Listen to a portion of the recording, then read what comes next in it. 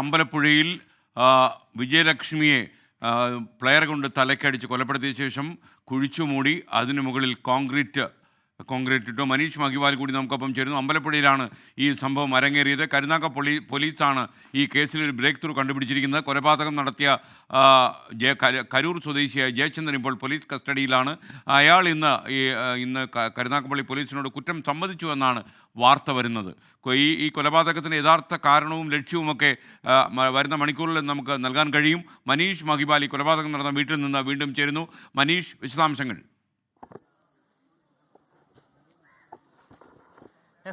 ആലപ്പുഴ ജില്ലയെ സംബന്ധിച്ച് ചുരുങ്ങിയ കാലയളവിൽ ഈ കൊന്നു കുഴിച്ചു മൂടിയ സംഭവങ്ങളും അത് വെളിപ്പെട്ട സംഭവങ്ങളും ഇത് അഞ്ചാമത്തേതാണ്.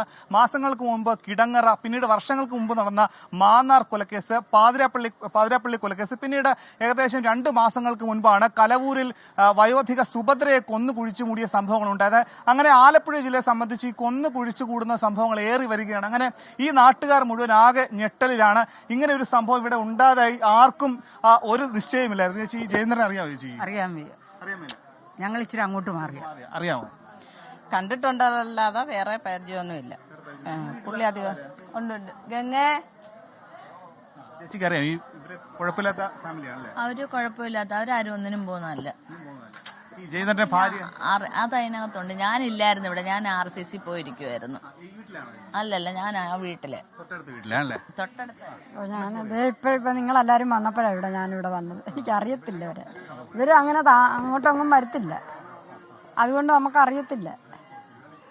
വലിയ സഹകരണമൊന്നും ഇല്ല അവര്. അത് കാരണമാണ് പിന്നെ വലിയ എന്തവാ ഏതാന്ന് ഞങ്ങൾക്ക് അറിയേല. നടന്നു പോയാൽ പോലും ഞങ്ങളുടെ മുഖം പോലും ആ കുഞ്ഞിനെ അറിയത്തില്ല. അവര് 2 വർഷം കണ്ടും കഴിഞ്ഞല്ലേ, അത്രേ ആയുള്ളൂ. അല്ലാതെ ഒരുപാട് നാളൊന്നും ആയില്ല അവര് താമസം. ഇല്ല, ഞങ്ങളെ ആരെ അറിയത്തില്ല കുഞ്ഞിന്. പിന്നെ ഇതെന്തോന്ന് ഞങ്ങൾക്ക് അറിയത്തുമില്ല. അതാ നിങ്ങളൊക്കെ വന്നിട്ട് സത്യമാണോ എന്ന് അറിയാതെ ഞങ്ങൾ വിഷമിച്ച് നിൽക്കുന്നത്. സത്യമാണോ ഞങ്ങൾക്കൊരു വിശ്വാസമില്ല മോനെ. ഇത് മുഖത്ത് നോക്കുന്നൊരു മനുഷ്യനല്ല. ഇത് സംബന്ധിച്ച് ഈ കൊന്നു കുഴിച്ചു മൂടിയ സ്ഥലം സംബന്ധിച്ച് ഇപ്പോഴും നിശ്ചയമില്ല. അന്വേഷണ സംഘത്തിന് പോലും അക്കാര്യത്തിലൊരു വ്യക്തത വന്നിട്ടില്ല. വീടിനകത്താണോ, ഈ സമീപത്തുള്ള വീട്ടിലാണോ, മറ്റു പറമ്പിലാണോ? ഇനി മറ്റു കൊലപാതകങ്ങളൊക്കെ എടുക്കുമ്പോഴും ഈ കൊല നടത്തിയ ശേഷം വേണമെങ്കിൽ വസ്ത്രങ്ങളൊക്കെ തന്നെ മാറ്റി വേറൊരു സ്ഥലത്ത് കുഴിച്ചു മൂടാനുള്ള സാധ്യതയുണ്ട്. അതുകൊണ്ട് തന്നെ ഈ തെളിവുകൾ എവിടെ നശിപ്പിച്ചിട്ടുണ്ട് എന്നുള്ള കാര്യം കൂടി അന്വേഷണ സംഘത്തിന് കണ്ടെത്തേണ്ടതുണ്ട്. കഴിഞ്ഞ ഈ കൊലപാതക വിവരം മനസ്സിലായതിനെ തുടർന്ന് ഉള്ള നിമിഷങ്ങൾ തൊട്ട് ഈ സ്ഥലം പോലീസിന്റെ രഹസ്യമായ നിരീക്ഷണത്തിലാണ്.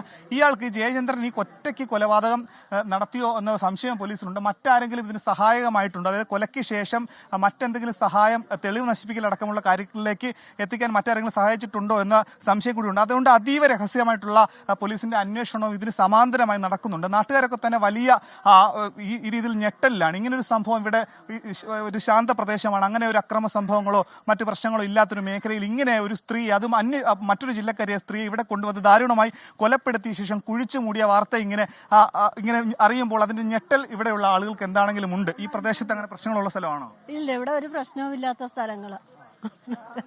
ആദ്യമായിട്ടാണ് ഇങ്ങനെ? ആദ്യമായിട്ടാ. ഇവിടെ വെറും പറമ്പായിരുന്നു. ഈയിടെ വീട് വന്നത് തന്നെ വെറും പറമ്പ് കിടന്ന സ്ഥലമായത്.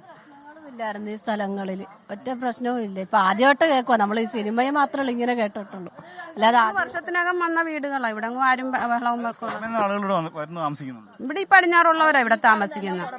പുറന്നേരം പറഞ്ഞില്ലേ, സുനാമി വന്നു കഴിഞ്ഞാണ് ഇപ്പൊ ഈ വീടുകളെല്ലാം ഇവിടെ വന്നത്.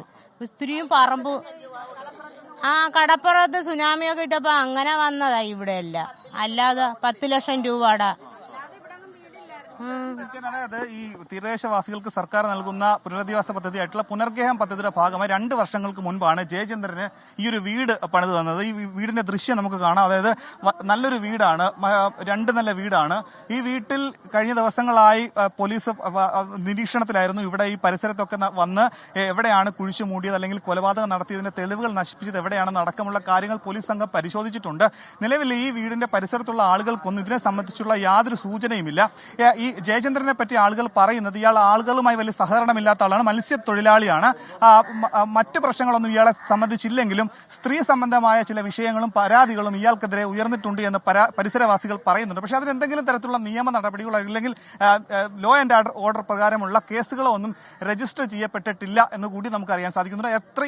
ഇതിനോടകം തന്നെ ഈ അടുത്ത സമയത്തിനുള്ളിൽ തന്നെ കരുനാഗപ്പള്ളി പോലീസ് ഇവിടെ എത്തി ഈ കൊലപാതകത്തിന്റെ ചുരുളഴിക്കാൻ, എങ്ങനെ കൊലപാതകം നടത്തി, എവിടെ വെച്ച് കൊലപാതകം നടത്തി, അതിനുശേഷം എങ്ങനെ തെളിവുകൾ നശിപ്പിച്ചു എന്നടക്കമുള്ള കാര്യങ്ങൾ, ഈ കൊലപാതകം നടത്തിയത് ആസൂത്രിതമായിട്ടുണ്ട്. പക്ഷേ ഇപ്പോഴുള്ള ഒരു പ്രാഥമികമായിട്ടുള്ള വിവരം അനുസരിച്ച് ഇത് പെട്ടെന്നുള്ള പ്രകോപനമാണെന്ന് കൂടി നമുക്കറിയാൻ സാധിക്കുന്നു.